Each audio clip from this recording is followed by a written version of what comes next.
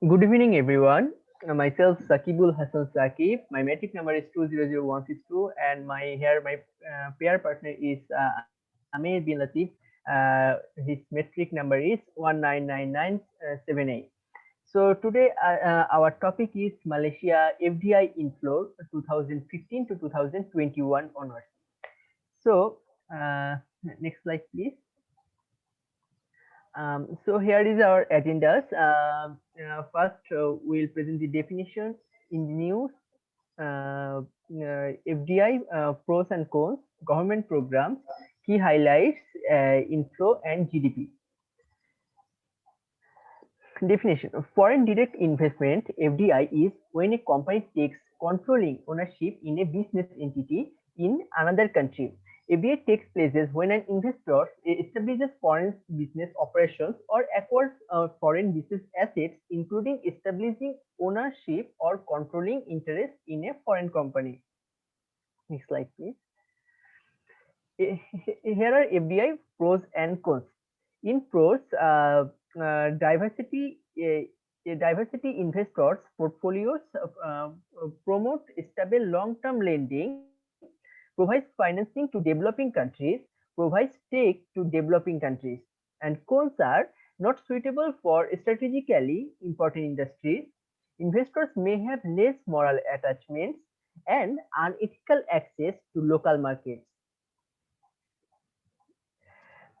In the news, Malaysia says FDI inflows dropped 56% in 2020 to $3.4 billion. Malaysia's foreign direct investment fell 56% to $3.4 billion in 2020, a government report said, as the COVID-19 pandemic hit economic activity globally and in the trade-reliant Southeast Asian nations.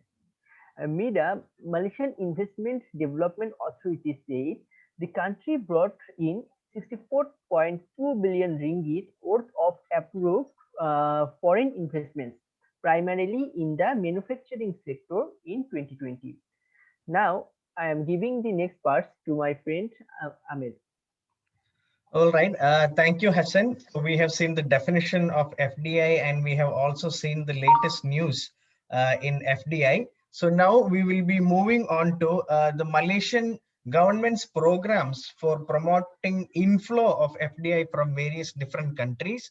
So basically, the plan is called PENJANA, PENJANA, which we have divided, or the government has divided into three major programs. The first one is tax incentive of 0% for 10 years for new investments, or we can call it as greenfield investments in the manufacturing sector with the capital ranging from 300 million ringgits to 500 million ringgits.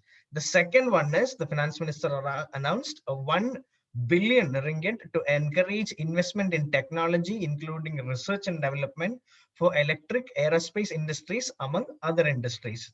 This is to promote general tech from other countries to come into Malaysia. Now, the third program is a 500 million where it was given to support companies involved in advanced technology in any field, not specific like the previous one, and innovation. So the government has also told that they will set up a project acceleration and coordination unit, in short PACU, to expedite the implementation and coordination of approved investment projects in Malaysia, making it easier for other countries to come and invest in Malaysia. This is MIDA. With the strategies and policies on floor, it is hoped that Malaysian economy will be back on track and thriving soon and recover from pandemic. Now we will be discussing the key highlights of FDI for the latest news, which is quarter 2021, first quarter of 2021. So for that, we have divided the first on basis of countries, which are the top countries that are contributing to the inflow of FDI to Malaysia. So for this, again, we have divided it into two. The one is based on flows, one is based on position. Flow refers to acquisition and disposal of financial assets and liabilities during the reference period, that is quarter one of 2021. Position refers to the total stock of direct investment as at the end of the reference period.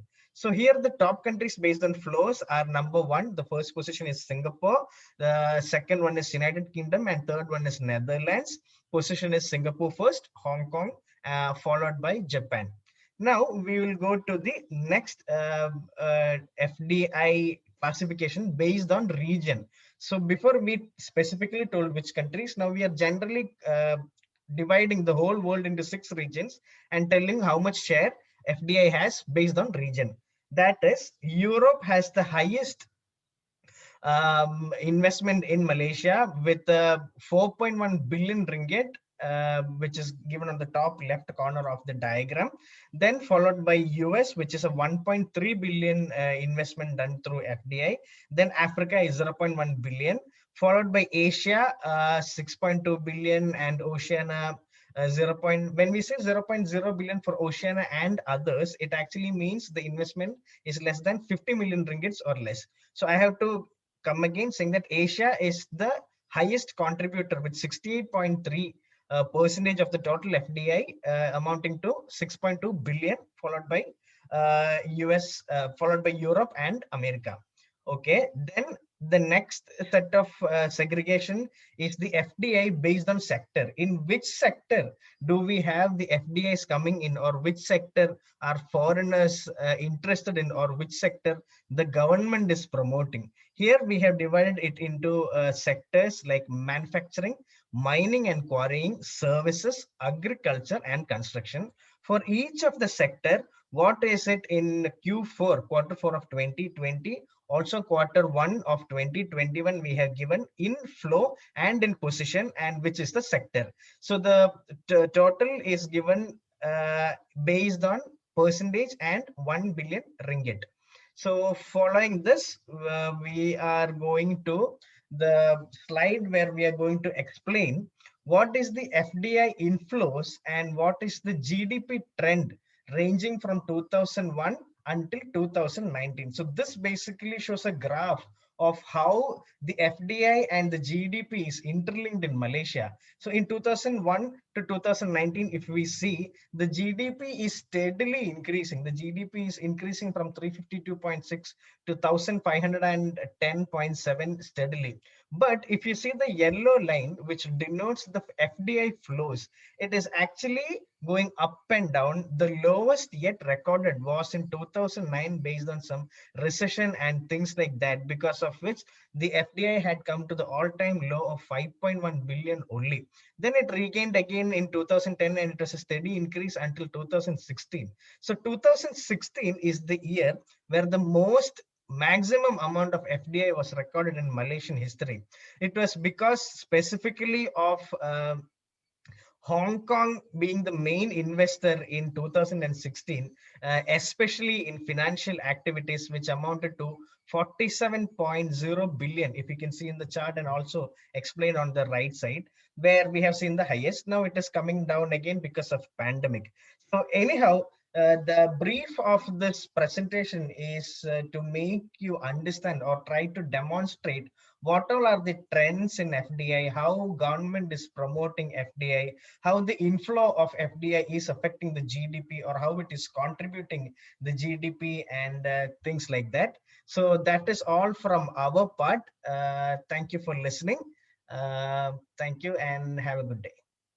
Thank you, everyone.